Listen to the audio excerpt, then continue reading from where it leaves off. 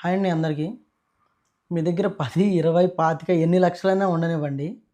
మీరు Germany రాగలిగే capacity మీ దగ్గర ఉన్నా, మీరు ఆపర్చునిటీ కార్డ్‌తో వచ్చినా, జాబ్ సీకర్ వీసాతో వచ్చినా, ఎంఎస్‌కి వచ్చినా, దేనికొచ్చినా మీరు అన్ని లక్షలు పెట్టి వస్తున్నారంటే, దానికి కొంచెం యూజ్ ఉండాలి అంటే మీరు ఆ అన్ని లక్షలు పెడుతున్నారు కదా! దానికన్నా ముందు ఒక 20, 30 వేలతోటి ఏ1, ఏ2 జర్మన్ ఏ1, ఏ2 లాంగ్వేజ్ అనేది ఖచ్చితంగా నేర్చుకోండి. ఎందుకంటే అన్ని లక్షలు పెట్టి ఇక్కడికొచ్చిన తర్వాత జాబ్ దొరక్క 6 మంత్స్, 1 ఇయర్ అయిన తర్వాత వెళ్ళిపోతుంటే చాలా బాధపడతారు మీరే. దానికన్నా ముందు మీరు అన్ని లక్షలు పెట్టుకోగలిగినప్పుడు మీరు దానికన్నా ముందు మీ స్కిల్‌ని కొంచెం ఇంప్రూవ్ చేసుకుంటే మీకు జాబ్ అనేది ఈజీగా వస్తుందండి.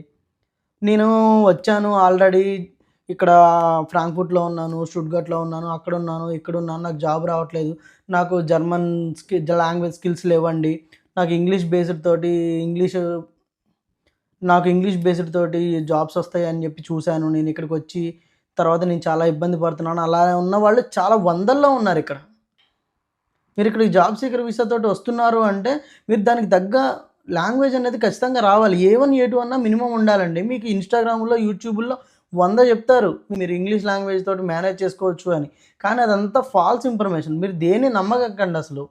మీరు ఖచ్చితంగా మీరు జర్మనీ ప్లాన్ చేసుకుంటున్నారు అంటే, ఖచ్చితంగా మీరు ముందు లాంగ్వేజ్ ప్లాన్ చేసుకోండి. ఏ1, ఏ2 క్లియర్ అయిన తర్వాత అప్పుడు మీరు వీసా ప్రాసెస్‌లో అది ప్లాన్ చేసుకోండి.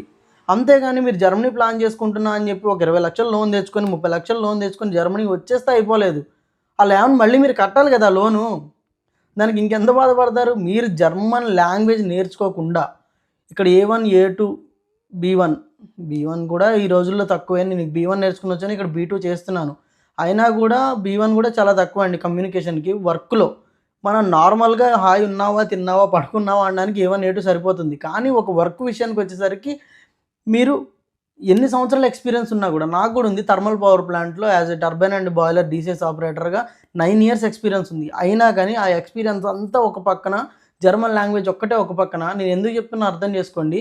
ఇప్పుడు ఫ్రెషర్‌గా వస్తున్న వాళ్ళైనా సరే, మీరు స్టూడెంట్ అయినా, జాబ్ అయినా ఏదైనా జర్మన్ లాంగ్వేజ్ మినిమమ్ రాకుండా మీరు రాకండి.